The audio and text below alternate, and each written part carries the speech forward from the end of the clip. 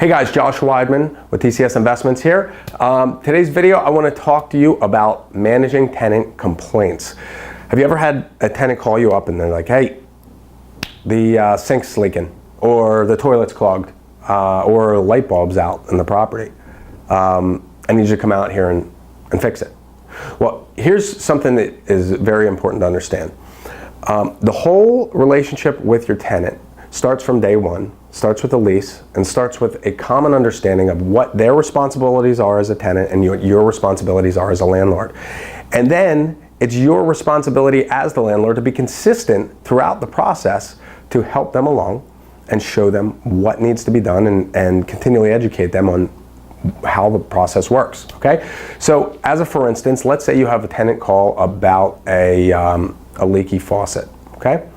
So unless your lease has a deductible on it where the tenant is responsible for the first, let's say $50 or $100 worth of repairs, this is probably going to be your responsibility. It's important to let the tenant know, number one, that you're going to take care of it, and number two, that it's not an emergency, and to have them gauge whether it's an emergency or not. If the tenant, or if the faucet's leaking and it's a drip, drip, drip, that can be taken care of this weekend. If the faucet is, like a geyser and it's spraying water all over the house and it's just running and running and running and running and running, hey, that's something that you want to take care of now because it's going to drive up your water bill and it's probably going to cause some damage to the house. So gauging whether it's an emergency or a non-emergency is kind of the first step. Second is letting the tenant know when they can expect you to be out there to address the situation. And number three, executing. If you have a handyman that you're using to do repairs, call the handyman. Hey, this is set up for Saturday. Make sure you call the tenant, get there Saturday and get it taken care of.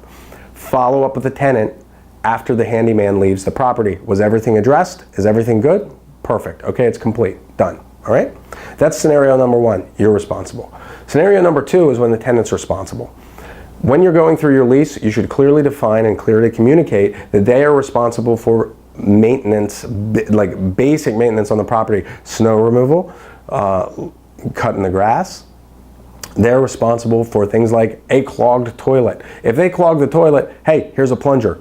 I mean, you can get one at the dollar store for $1. Go pick up a plunger and plunge your own toilet.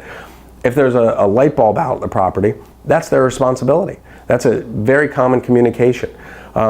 All of these things can be put together in a simple handbook that's a couple pages that you might even have a description of how to unclog a sink or a drain or things like that they would be responsible for. If they are unable to clear the drain or unclog the toilet or something like that, hey, then step in and get the thing fixed. You also want to address how tenant damage is addressed in the repair of tenant damage is addressed and taken care of. If there's a broken window at the property, who's responsible? Hey, if the tenant caused it, I'd say them. If the neighbor threw a ball through the window, that's not really the tenant's fault. It's on the landlord. These are the communication, these are the conversations that should be had with the tenant before they happen, so that there's no misunderstanding, no miscommunication. And you can even set it up so that if there's tenant-caused damage, you'll first pay for it with their security deposit, but then immediately their tenant account will be charged to reimburse that security deposit so that you're never left with a zero security deposit on the property. So these are just some common things that pop up. It's just important to communicate with your tenants, to be consistent, and ultimately to deliver when you say you're going to deliver and be on top of what's going on with them. Tenants don't want to hassle you. That's not their main objective, even though it might feel like it sometimes. What they really want is a place that they can live and they can worry about their family and their job and the Eagles game, as opposed to worrying about the place where they live. If you can provide that for them, you're going to have a great tenant that's going to stay for a really long time. So that's it for today. Thanks for joining me. Until I see you again next time, I want to wish you the best of luck in your real estate investing. Thanks a lot and have a great day. Take care.